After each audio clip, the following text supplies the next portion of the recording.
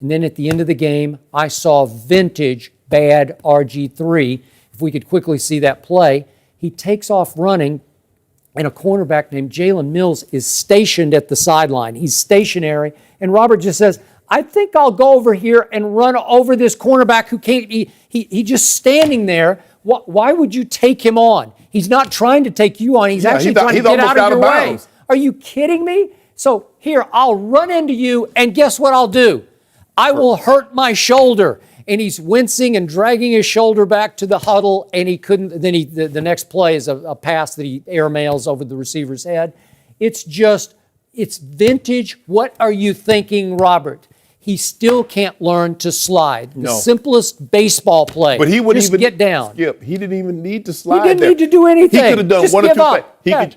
All he had to do was just go out of bounds a yard earlier. And you're not getting anywhere by running over the DB who is stationary on the sideline. So this is, he hurt himself. It's all self-inflicted. Yes. It was self-inflicted against Baltimore and Haloti Ngata. Remember when he first hurt his knee? Everything is self-inflicted. What are you doing, Robert?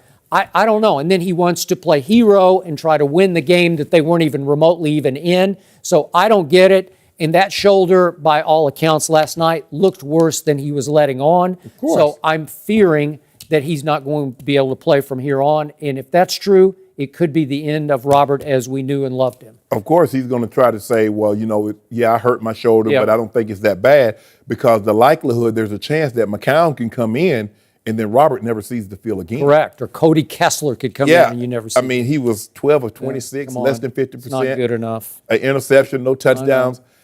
It's sad. My thing is, can he ever get back to what he once was? I was hoping. Can he get close? Because right now, I don't even know this guy. I don't know this guy. He's stuck on the worst team in pro football. That doesn't help. But even if you're on the worst team, there's sometimes you can see that the guys that are on bad teams, they will flash. And you say, you know what? If that guy got into the right system on a well-coached team, now, Hugh Jackson is a good coach. They don't have a whole lot around him. But you can look at some guys and say, man, if he got with the right team. Yep. I didn't see that yesterday, Skip. Now, hey, it's one game. I'm willing to give him the benefit of the doubt, but he's hurt already. He's hurt. So now, how much practice time is he going to get this week?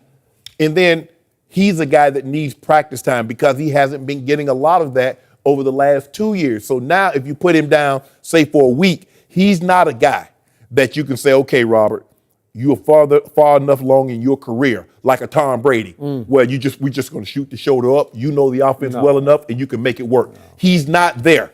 So now, where does they go from here?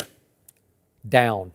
Well, were they going to ever rise up? Yep. Did anybody think they were going to be in that division?